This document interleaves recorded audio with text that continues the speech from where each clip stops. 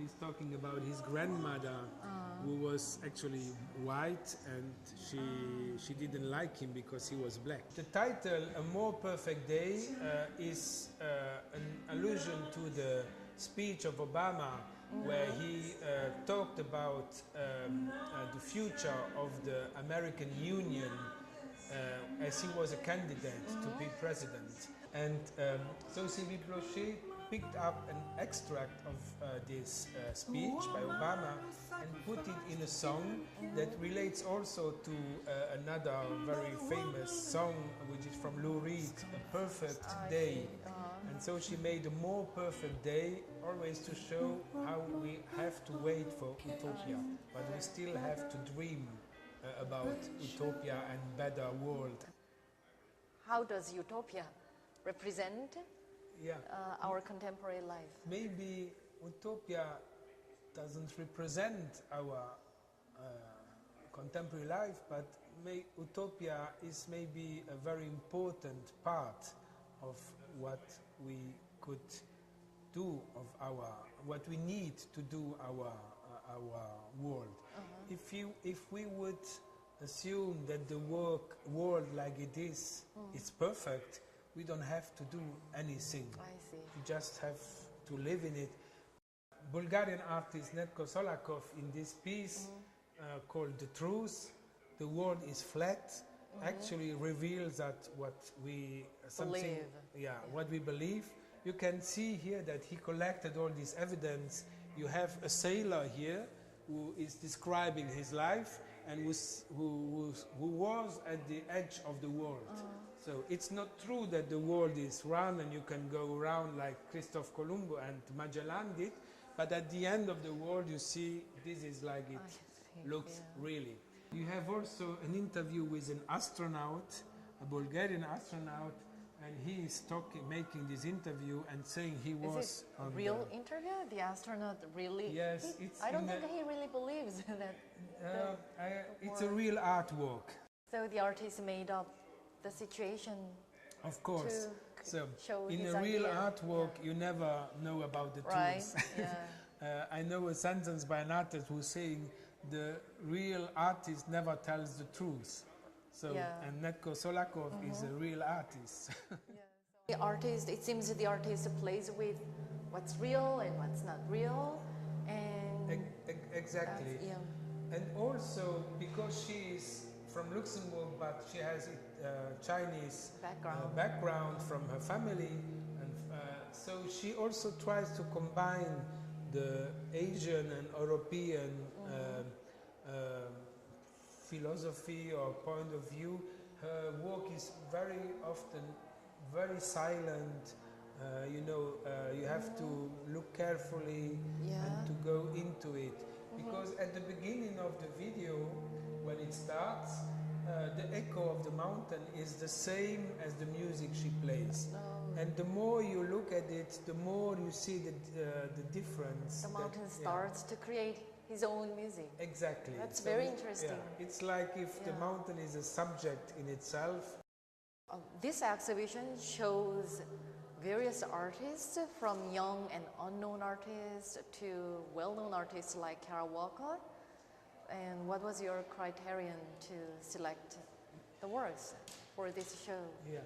First, to make a beautiful show with works of artists that we like, but also to represent the collection of Mudam in a small selection. It's not the whole collection, but it gives a good idea about this collection that we have.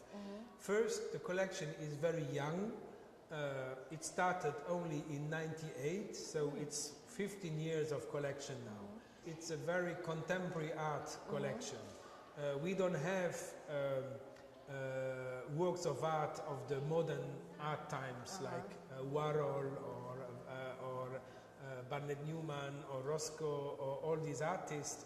We have only works from the 90s and from the 2000s. So Warhol and Barnett Newman are old for my collection and Mudam collection. They are already very classical old artists. That's correct.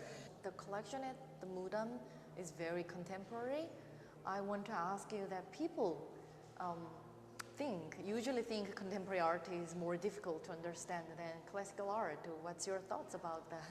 Yeah, this is a very important question because my opinion is that it's just the opposite.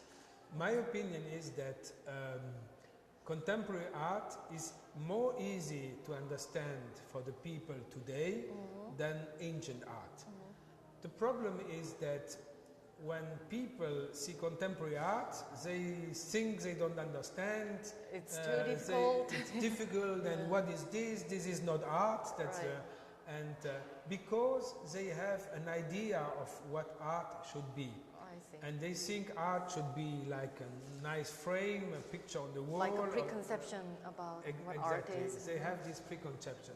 The thing is that when you look at Rembrandt, Leonardo da Vinci, Rubens, whatever good artists of ancient time, you recognize some figures. You know that there are men, women, whatever, but you don't know so much about the time. You don't know about the history that is told there.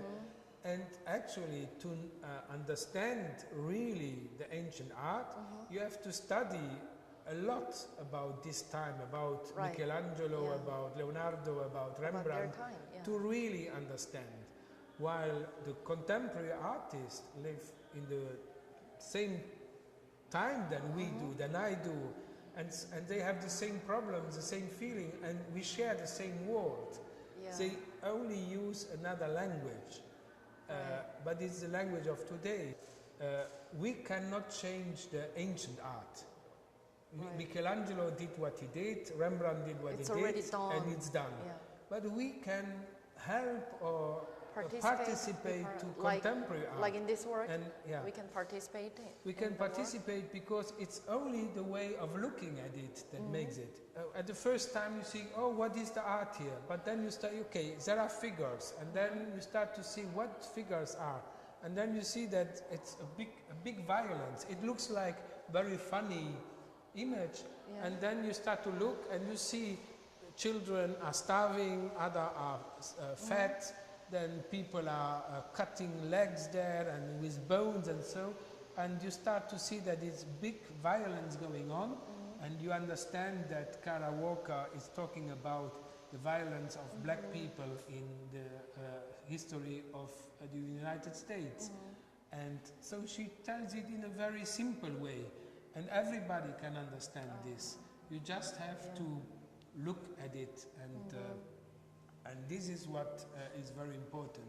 I hope that people who come to see this show experience, of course, new artists that we haven't seen before. Yeah, that you haven't seen before, but also experience that contemporary artists work in our world for today and for us. So we are lucky, and I feel very lucky to whenever I see works from artists that try to understand the world and to give us another idea about the world.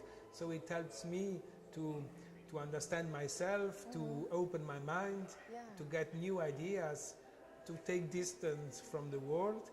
Yeah, I think this exhibition lets us to be more open and flexible, to look at the world differently. We are lucky to experience this show. Thank you. Thank you.